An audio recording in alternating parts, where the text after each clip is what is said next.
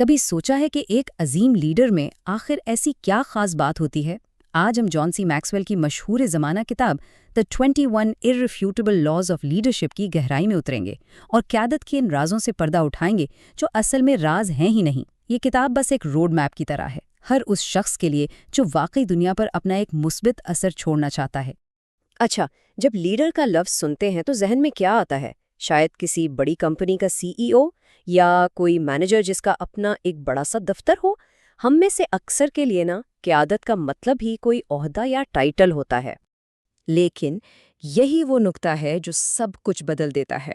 Maxwell کہتے ہیں کہ حقیقی قیادت آپ کے بزنس کارڈ پر لکھے ٹائٹل سے نہیں آتی، بلکہ آپ کے اثر سے آتی ہے۔ اصل لیڈر تو وہ ہے جس کی بات لوگ دل سے سنتے اور مانتے ہیں، نہ کہ اس لیے کہ وہ مجبور ہیں۔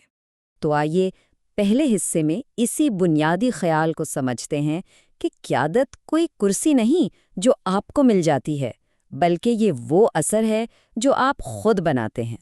یہ کتاب دراصل 21 بنیادی اصولوں پر کھڑی ہے۔ ان قوانین کو لیڈرشپ کے دنیا میں گریوٹی کے قانون جیسا سمجھیں۔ چاہے کوئی مانے یا نہ مانے، یہ اصول ہر وقت ہر جگہ کام کر رہے ہوتے ہیں اور نتائج پر اثر انداز ہوتے ہیں۔ تو چلیں پہلے اور شاید سب سے اہم قانون سے شروع کرتے ہیں، حد کا قانون یا دا لا آف دا لڈ۔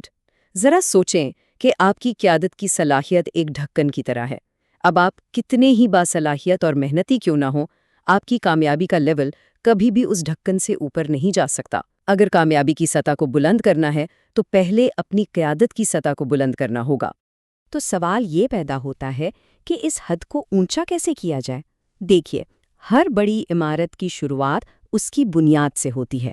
تو اگلے حصے میں ہم بات کریں گے لیڈر کے اصل جوہر یعنی اس کے کردار کی، کیونکہ حقیقی اثر کبھی کمزور زمین پر کھڑا نہیں ہو سکتا۔ اور یہیں پر مضبوط زمین کا قانون سامنے آتا ہے۔ اعتماد، یہ وہ کرنسی ہے جس پر ایک لیڈر چلتا ہے۔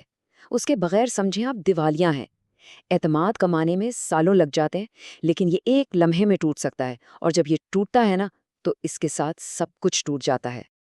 اور جب اعتماد قائم ہو جاتا ہے تو احترام خود بخود ملتا ہے۔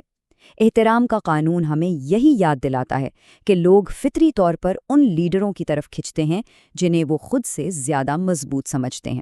اور یاد رکھیں، احترام مانگا نہیں جاتا، یہ مسلسل عمل اور مضبوط کردار سے کمایا جاتا ہے۔ ٹھیک ہے، کردار کی بنیاد تو رکھ دی۔ اب ایک لیڈر اپنے اثر کو عمل میں کیسے ڈھالتا ہے؟ وہ روزانہ کی بنیاد پر اسے کیسے استعمال کرتا ہے؟ جواب صرف ایک لفظ میں ہے: خدمت۔ اضافے کا قانون بہت سادہ لیکن گہرا ہے۔ عظیم لیڈر دوسروں کی زندگیوں میں ویلیو ایڈ کرتے ہیں۔ وہ ایک مالی کی طرح ہوتے ہیں جو صرف پھل توڑنے پر نہیں بلکہ پودوں کی دیکھ بھال کرنے پر توجہ دیتا ہے تاکہ وہ خود پھلنے پھولنے کے قابل ہو جائیں۔ اور یہ ہمیں سیدھا رابطے کے قانون تک لے آتا ہے۔ یہ چھوٹی سی لائن سب کچھ کہہ دیتی ہے۔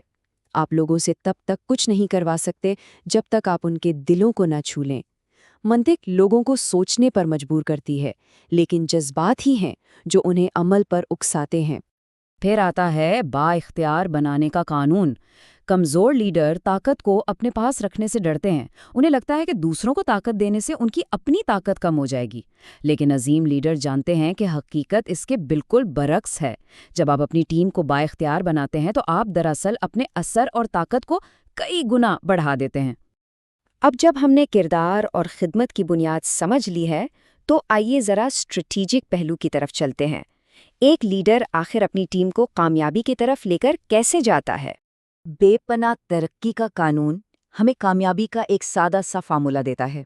اگر آپ صرف پیروکار تیار کرتے ہیں تو آپ اپنی طاقت میں اضافہ کر رہے ہیں، لیکن اگر آپ لیڈر تیار کرتے ہیں تو آپ اپنی طاقت کو ضرب دے رہے ہیں۔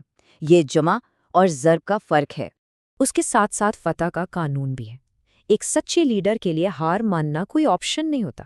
اس کا مطلب یہ نہیں کہ وہ کبھی ناکام نہیں ہوتے، بلکہ یہ ہے کہ وہ ہمیشہ آگے بڑھنے کا کوئی نہ کوئی راستہ نکال ہی لیتے ہیں۔ جب ایک دروازہ بند ہوتا ہے تو وہ کھڑکی ڈھونڈتے ہیں۔ ان کی یہی جیتنے والی سوچ پوری ٹیم میں پھیل جاتی ہے۔ ان اصولوں کی سب سے خوبصورت بات یہ ہے کہ یہ آفاقی ہیں۔ میکسویل کے بہت سے قوانین اسلامی تعلیمات کے بنیادی اصولوں سے گہری مماثلت رکھتے ہیں۔ خدمت کا تصور، عدل اور اعتماد کی اہمیت، خود ایک بہترین مثال بننا یعنی اسوہ حسنہ، اور قربانی اور اخلاص کا جذبہ، یہ سب نظریات کسی ایک ثقافت تک محدود نہیں بلکہ ہماری مشترکہ انسانیت کا حصہ ہیں۔ مختصر یہ کہ اس کتاب کی اصل طاقت اس کے سادہ اور عملی انداز میں ہے۔ حقیقی زندگی کی مثالوں کی وجہ سے یہ ہر ایک کے لیے ایک بہترین رہنما بن جاتی ہے، چاہے کوئی استاد ہو، والدین ہوں یا پھر کسی کمپنی کا CEO۔ لیکن ایک مکمل تصویر کے لیے کچھ چیزوں کو ذہن میں رکھنا بھی ضروری ہے۔ کچھ لوگوں کو لگ سکتا ہے کہ مثالیں زیادہ تر مغربی کلچر سے لی گئی ہیں یا کچھ اصول آپس میں ملتے جلتے ہیں۔ اور ہاں، 21 قوانین کی فہرست پہلی نظر میں تھوڑی بھاری بھی لگ سکتی ہے۔ اب ہم اپنے آخری اور شاید سب سے گہرے سوال کی طرف بڑھتے ہیں۔ ایک لیڈر کی اصل میراث کیا ہوتی ہے؟ اور یہ ہمیں آخری قانون پر لاتا ہے، میراث کا قانون۔ ایک عظیم لیڈر صرف آج کی فصل کے بارے میں نہیں سوچتا، وہ ایسے درخت لگاتا ہے جن کے سائے میں آنے والی نسلیں بیٹھیں گی۔ کامیابی کا اصل پیمانہ یہ نہیں کہ کسی کی موجودگی میں کیا ہوا، بلکہ یہ ہے کہ اس کے جانے کے بعد کیا باقی رہا۔ تو یہ سارا تجزیہ اس ایک سوال پر آ کر ختم ہوتا ہے جو ہم میں سے ہر ایک کو خود سے پوچھنا چاہیے۔ آج ہم کون سی میراث بنا رہے ہیں؟ ہمارے بعد ہماری زندگی کی کہانی کیا سنائے گی؟ کیونکہ قیادت کا اصل جوہر یہی ہے کہ ایک ایسی زندگی گزاری جائے جو دوسروں کے لیے مشعل راہ بن جائے۔